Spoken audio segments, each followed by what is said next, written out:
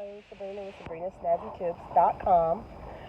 So I'm into this YouTube journey. It's been 2 months, well, actually almost 3 months now.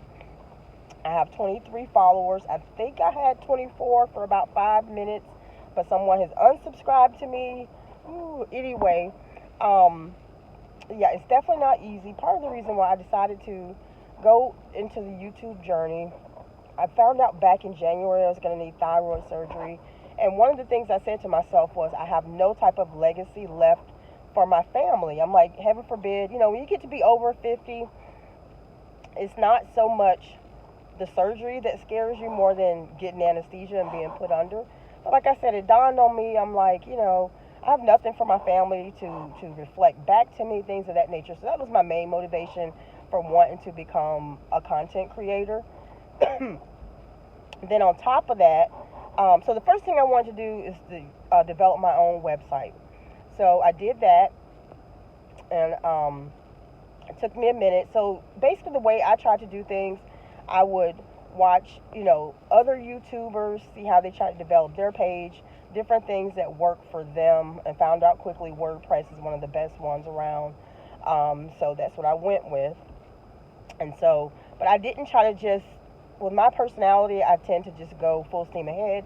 I didn't want to do that. So I would pick on, I would concentrate on little snippets here and there, different areas of interest, and try to perfect that. And so, like, do that for a day or two, not do anything, meditate on it, research, then dive in and do the website, then, take another day or two off to do some more research, look into blog posting. So I did all kinds of things that was recommended. The Pinterest, this and that, affiliate marketing.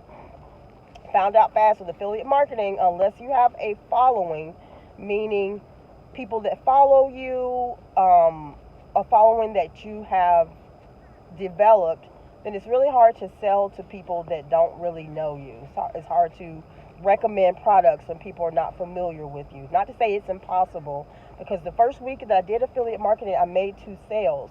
And you have to make 3 within the first 180 days. I only have another 3 months, or I have to reapply.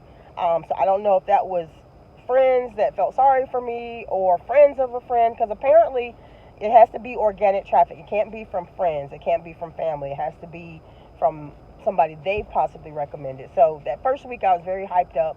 Nothing since, crickets. I do get clicks, as they call it, or hits, where people are actually looking at your links that you recommend, and they're clicking on them, but they're just not buying anything. And unfortunately with Amazon, even though they're one of the easier affiliate marketing companies to get in with, they only give a 24-hour window, meaning once that person uses your link, they have 24 hours to purchase said product, or it starts the process over again.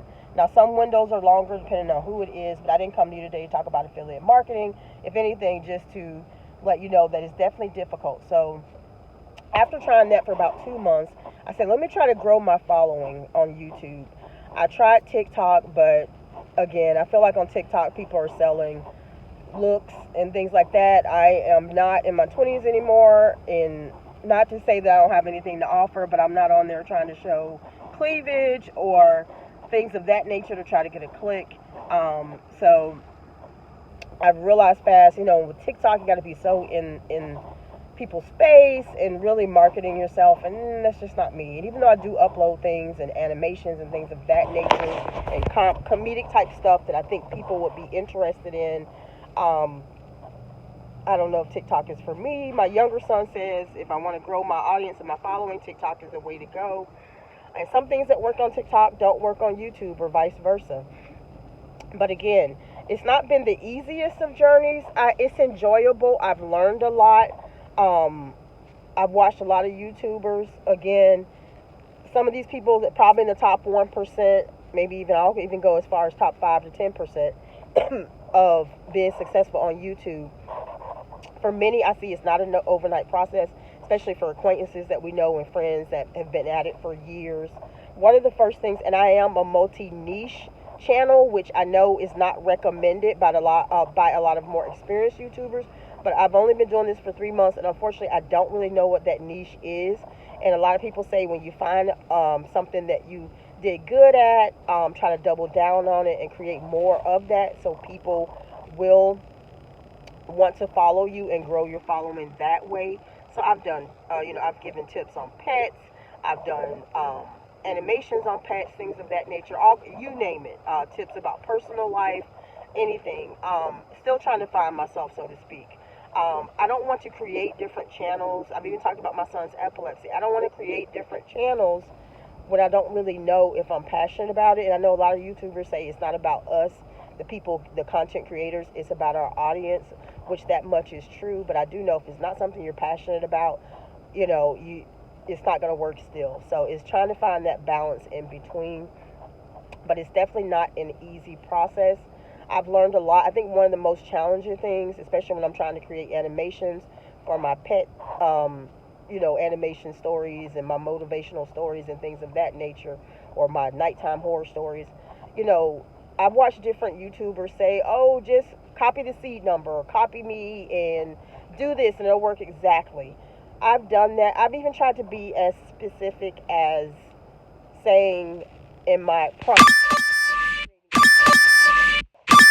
try to be very specific in my image prompts. Instead of saying things like a white dog with blue eyes, I'm very specific to say a golden retriever. I list a specific breed so that it is consistent. I've put the seed numbers in. I've copied the prompt, the previous prompt.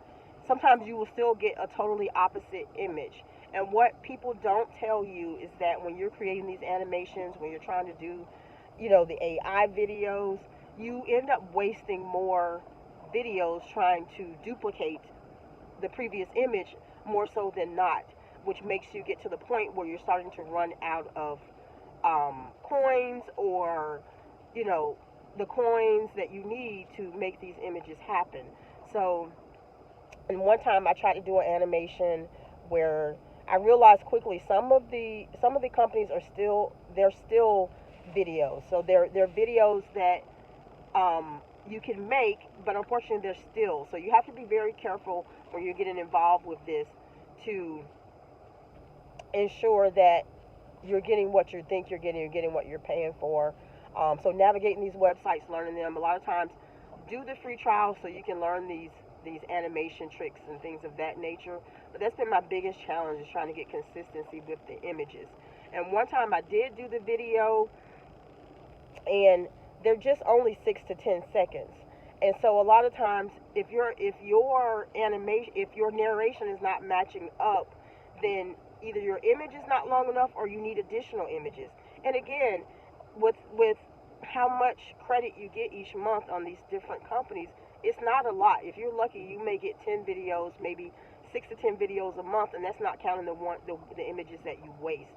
So unfortunately, I learned a long time ago in my animation stories, I just do still photos. I know that's not preferable, but until I can master what I'm doing, I'd rather do still photos and do it well with my narration than awkward videos that don't work. The only critique my younger son gave to me was to try to make sure that one image is not so long in the narration. So, for example, for a 3-minute video, I only had like 5 to 7 images. So my images were having to span 20 to 30 seconds. So the only feedback he gave was, Mom, maybe have it change up every 10 to 15 seconds. Of course, it's easier said than done when you're running out of credit. Anyway, though, but yes.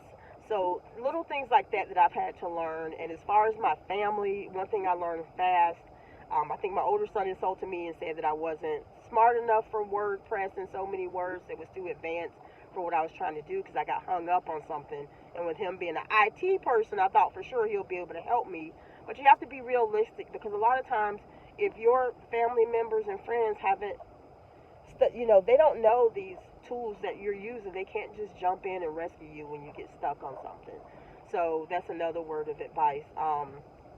But basically, nobody in the family really wants to help. I said, okay, when I go viral and stuff, then everybody's going to want to be my assistant and things of that nature.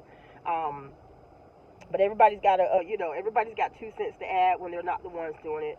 Again, I've learned a lot. My best advice is don't go into it for the money just yet. Try to learn your craft. Don't put pressure on yourself to try to narrow it down to 1 or 2 niches until you know for sure what you think you're good at doing or what your audience is really craving from you. So once again, Sabrina with SabrinaSnazzyTips.com. Hope you have a great day. Thank you.